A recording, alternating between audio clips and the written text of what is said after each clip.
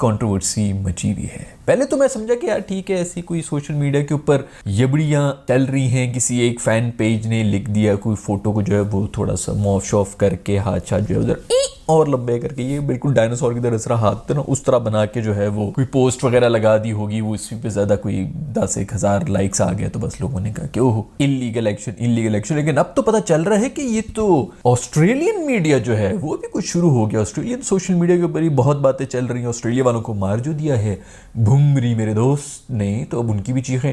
ये हमेशा से वैसे होता रहा है। हमें मुरली के ऊपर भी, जब मुरली उनसे रीड नहीं हो रहा था तो उसके ऊपर भी उन्होंने रिजर्वेशन शो कर दी थी। जहां तक मुझे याद पड़ता है तो भुमरे का जो एक्शन है यार वो तो बड़े अरसे पहले ही मेरे ख्याल में उसके ऊपर बड़ी बात होगी, आईसीसी ने क्लियर भी किया हुआ है। ऐसे तो नहीं जाने देते वो किसी को भी, ये तो बहुत पहले की बात है। अगर ऐसा नहीं हुआ तो मुझे पहले बता दो यार, लेकिन मेरे ख्याल में तो ये बहुत पहले इस बारे में बात हो चुकी थी।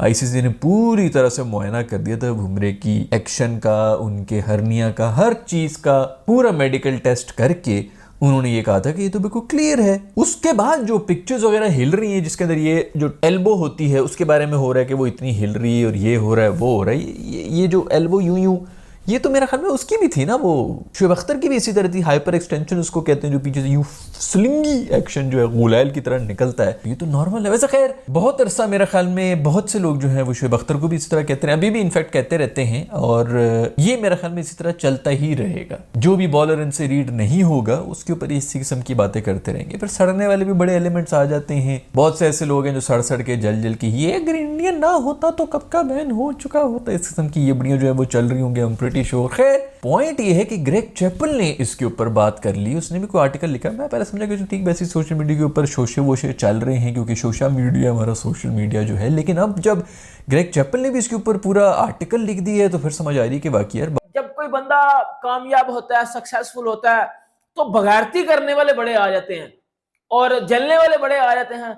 लेकिन कुछ जलने वाले ऐसे भी होते हैं जो बगैर लॉजिक के बातें करते हैं, जो बगैर लॉजिक के अपनी पेश करने आ जाते हैं। उनमें आता है ऑस्ट्रेलियन मीडिया। आप सबको पता है कि बुमराह ने इनकी फाड़ी हुई है ऑस्ट्रेलिया की पकड़ के और इनके घर में घुस के इनको बजाया हुआ है। और अब यही ऑस्ट्रेलियन मीडिया आईसीसी को कह रहा है कि भाई वो बुमराह का ना वो बॉलिंग एक्शन में रिपोर्ट कर दो, वो जी इलीगल है। उसके ऊपर इनका वो जो इयन चैपल का भाई है ग्रेग चैपल, उसने भी एक शॉकिंग स्टेटमेंट दिया, उसके ऊपर बात करते हैं। ये ऑस्ट्रेलियन मीडिया ये जो बार बार आईसीसी को टैग कर रहा है, ये जो बार बार आईसीसी को दिखा रहा है, और आपने थंबनेल के ऊपर देखा भी होगा, ये इनका मीडिया जो है वो इसको लाइव दिखा रहा है बुमराह के बॉलिंग एक्शन को कि जी देखो जी बुमराह इस तरह वटा मोड़ते, मेरे घंटा का किधर वटा मारा बुमराह ने, वटा मारा तो खेलो ना उस वटे को, खेलो बेटा उस फिर वटे को, अगर वो वटा मार दे तो खेलो उस वटे को। वो माइकल क्लार्क पागल का बच्चा ना, वो माइकल क्लार्क पागल का बच्चा, वो जो कह रहा है पिछले 4 दिन से कि आप बुमराह को खेल नहीं पा रहे, आप घंटे की बचपन से बाउंसी विकेट्स के ऊपर खेलते हो कि आप आज तक बुमराह को नहीं खेल पा रहे।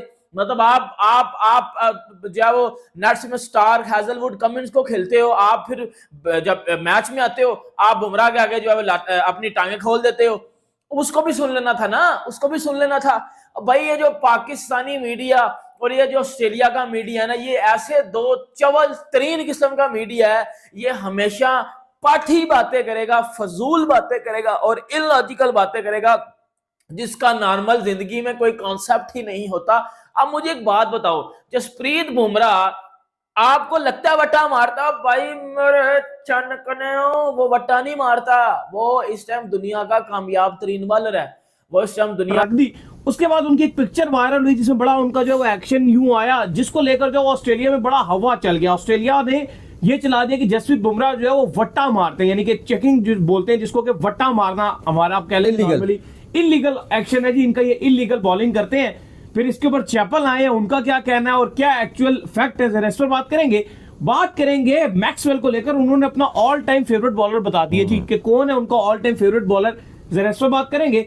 और रैंकिंग आ गई है आईसीसी की, क्या रैंकिंग्स आई है, कहां पाकिस्तानी खिलाड़ी मौजूद हैं, कहां इंडियंस खिलाड़ी मौजूद हैं, जरा इस पर भी बात करेंगे। तो अगर आप हमारे चैनल पर पहली बार आए, चैनल को लाजमी सब्सक्राइब करें और साथ में बेल आइकन दबाएं। तो बात का खास करते हैं नंबर 1 खबर के साथ जो हमारे पास आ रही है। तो आपको पता है कि ये वीक जो जसप्रीत बुमराह के नाम रहा। जसप्रीत बुमराह जो है वो as a captain team India को लीड करने के लिए आए और टीम इंडिया जो है वो 1-0 से सीरीज में जो ऊपर जा चुकी है। एज अ कैप्टन पहले ऑस्ट्रेलिया में जीत हासिल की, ना सिर्फ एज अ कैप्टन जीत हासिल की बल्कि अपनी परफॉर्मेंसेस से क्या जबरदस्त किस्म का जो ऑस्ट्रेलियन बैटर्स हैं उनको बोल्ड किया, उनको आउट किया, अनप्लेबल किए रखा। इवन मिचेल स्टार्क नहीं वो कर सके, हैजलवुड नहीं वो कर सके, पैट कमिंस वो नहीं कर सके, जो जसप्रीत बुमराह कर रहे थे।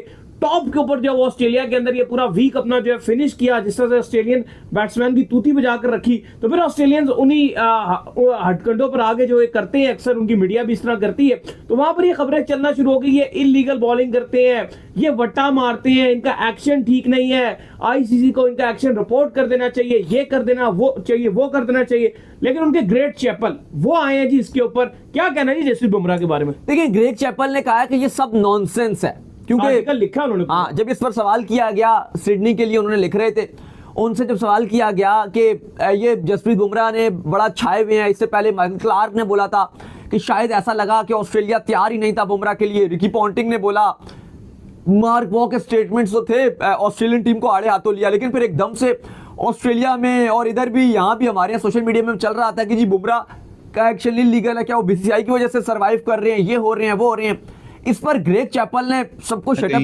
जाहिर है कि सारे फ्लॉप हुए थे, तो ये भी फ्लॉप हुआ था, लेकिन आज इसने 99 बॉल 103 रन, 4 छक्के 10 चौके, तो काफी अच्छी बेहतरीन किस्म की बारी ओडीआई के एतबार से खेल के गया, बेहतरीन शानदार। बाकी एंड पे तैयब ताहिर ने आके जो एक थोड़ा सा एनर्जी बूस्टर किस्म की जो इनिंग्स चाहिए थी वो खेलने में कामयाब हुआ है। 16 गेंदों पे 29 रन किए, नॉट आउट गया है, तो उसकी बदौलत पाकिस्तान जो है 300 रन अबूर करने में कामयाब हुआ है। और 26 गेंदों पे 30 रन सलमान आगे के भी, but he was taking way too long at the beginning of the innings. कोई 15-17 गेंदें थी, 10 रन थे, करते कराते बैटर ने रन बॉल कर गया वो भी। अभी भी बीच में थोड़े से कंसर्न है कि स्ट्राइक रेट को लेके अब्दुल्ला शफीक 50 तो करके गया 68 बॉल पे, पर 73 आजकल के ज़माने में ये ओडीआई क्रिकेट में भी ऐसा स्ट्राइक रेट नहीं चलता।